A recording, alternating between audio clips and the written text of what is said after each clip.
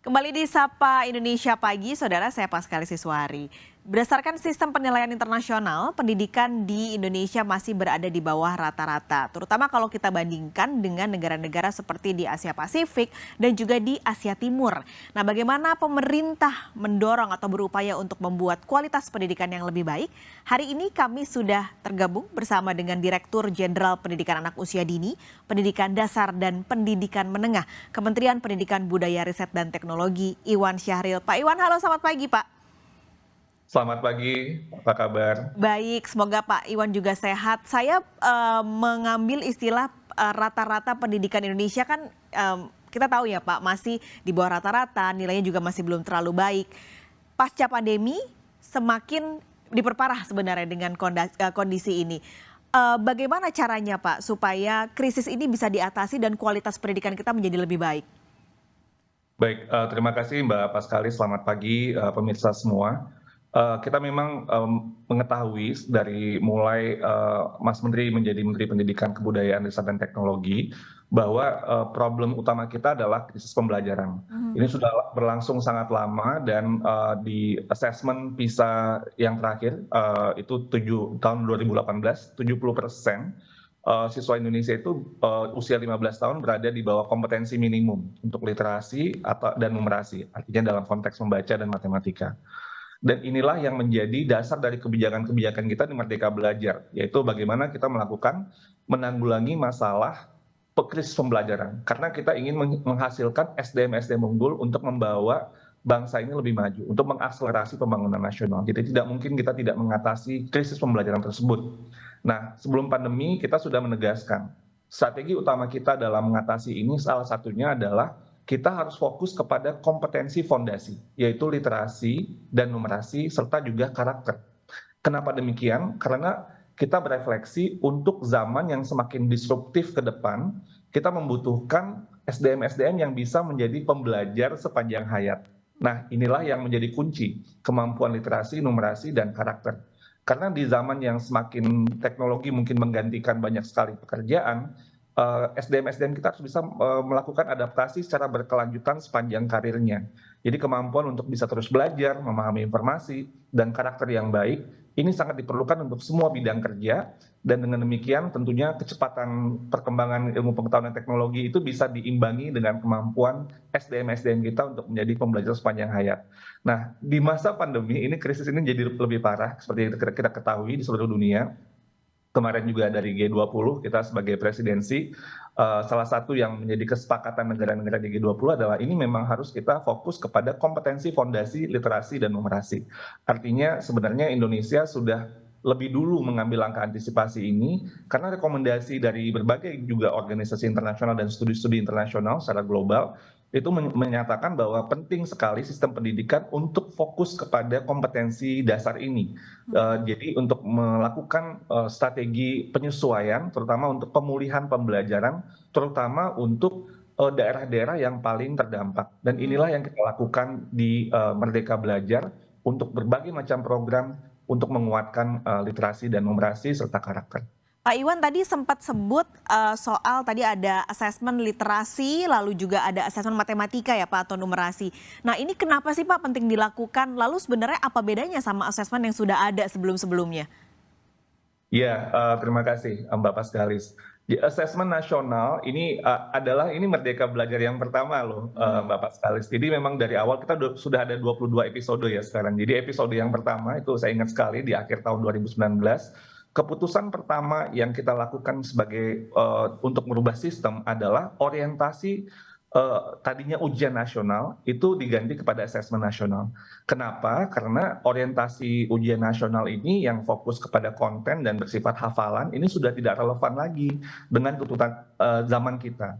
Kita butuh cara yang lebih menekankan pada berpikir kritis untuk bisa kemampuan memecahkan masalah, yaitu ya kemampuan literasi dan numerasi tadi, dan juga karakter yang sesuai dengan nilai-nilai Pancasila. Harapan kita tentunya dengan demikian, maka sistem pendidikan Indonesia akan jadi lebih relevan dengan tantangan zaman kita. Nah, asesmen nasional ini tujuannya kita mendapatkan data-data khususnya untuk kompetensi fondasi tadi di seluruh Indonesia dan juga khusus untuk satuan pendidikan supaya kita memiliki visibilitas, kita mengetahui di mana daerah-daerah yang paling kurang atau kurang bagus untuk literasi dan numerasi, atau satuan pendidikan yang memerlukan intervensi yang lebih banyak. Nah, asesmen ini didesain dengan benchmark asesmen sistem pendidikan global seperti PISA, dan sehingga memiliki standar kualitas yang baik. Dengan kita memiliki data ini, Bapak Skalis, maka kemudian kita bisa melakukan intervensi yang lebih fokus, intervensi yang lebih targeted, karena sumber daya kita kan juga tidak banyak ya, sangat terbatas. Jadi ketika mengelola program-program di pendidikan kita perlu melakukan upaya pemulihan krisis pembelajaran ini untuk lebih besar kepada daerah-daerah yang lebih membutuhkan. Dan ini data-data ini yang sekarang menurut saya kita sudah miliki, dan kita kemudian melakukan berbagai macam program untuk melakukan intervensi atau follow up tindak lanjut dari data-data hasil dari asesmen nasional tadi. Jadi sistem kita memiliki sumber data yang cukup komprehensif, dan ini dijadikan sebagai dasar dalam pengelolaan program-program baik dari pemerintah pusat dan pemerintah daerah, supaya lebih fokus lagi kepada pemulihan pembelajaran atau mengatasi krisis pembelajaran tadi.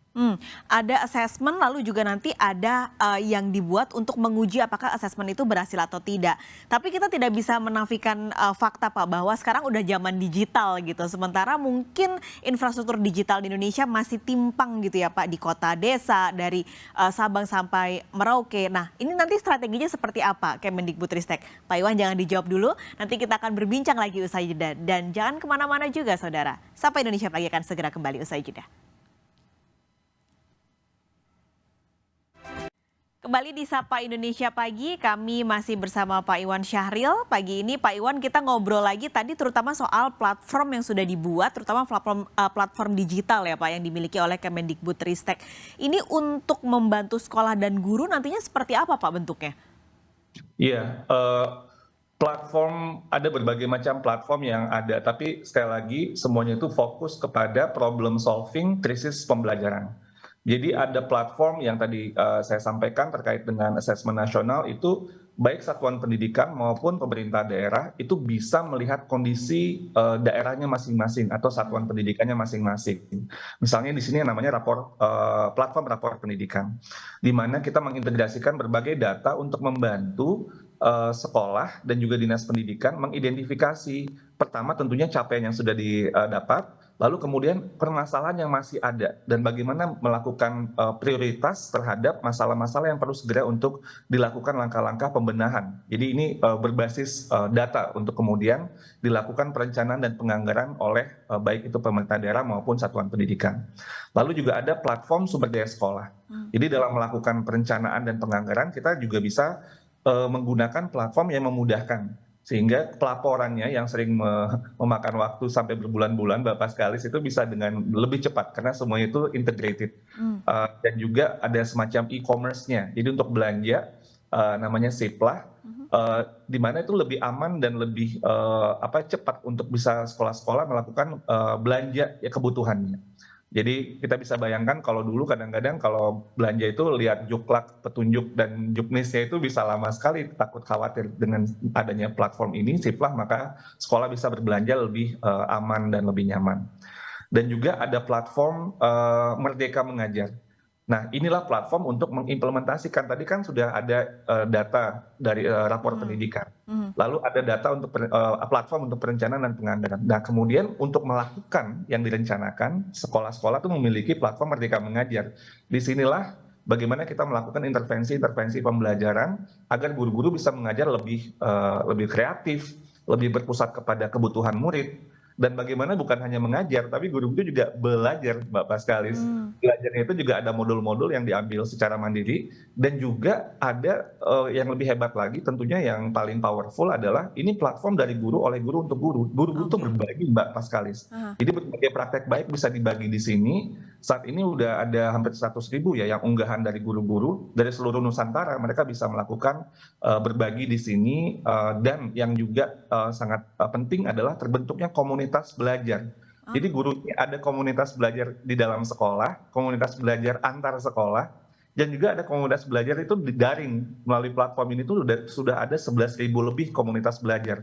Jadi guru-guru di Sabang bisa belajar dari guru-guru di Merauke, guru-guru yang ada di Manado, bisa belajar dengan guru di Samarinda dan sebagainya. Jadi terbentuk sebuah komunitas yang sangat aktif untuk guru-guru terus belajar. Jadi ini berbagai macam platform kita lakukan, ujung-ujungnya adalah untuk apa? Untuk bisa melakukan pemulihan pembelajaran tadi. Dan inilah yang tujuan kita sehingga krisis pembelajaran tadi bisa segera kita atasi, tentunya dengan gotong royong semua pihak, sehingga anak-anak kita bisa menjadi SDM-SDM unggul yang dapat mengakselerasi pembangunan nasional. Jadi bisa dibilang sebenarnya platformnya ini dari hulu ke hilir. Nah, salah satunya tadi Pak Iwan sebut soal rapor tadi ya Pak. Itu ada hubungannya nggak sih Pak dengan assessment?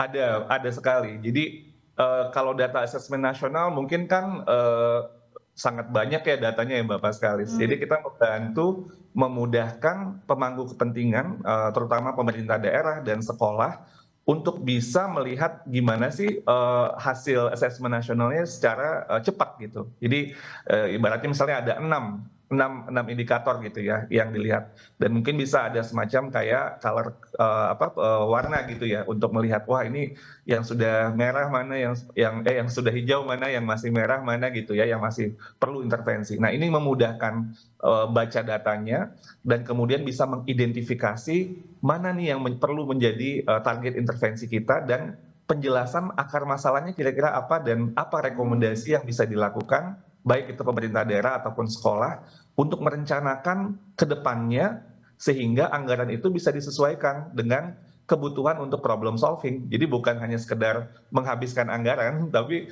yang terpenting adalah anggaran digunakan secara bermakna, yaitu untuk Oke. menyelesaikan masalah krisis pembelajaran. Begitu. Ini berarti perencanaan berbasis data ya Pak?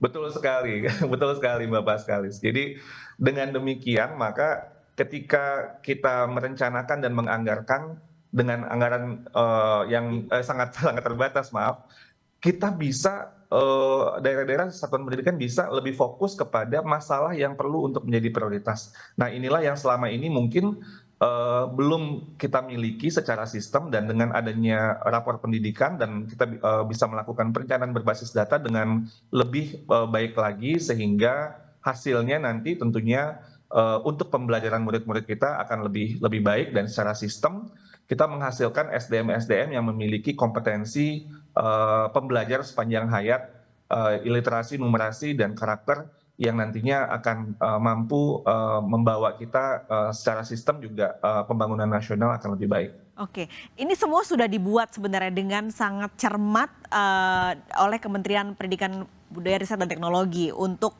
pendidikan kualitas yang lebih baik begitu. Nah ini bertepatan Pak, beberapa hari yang lalu kan kita baru memperingati Hari Guru Nasional. Harapannya apa Pak dengan sistem yang sudah dibuat, terutama untuk peningkatan kualitas pendidikan Indonesia?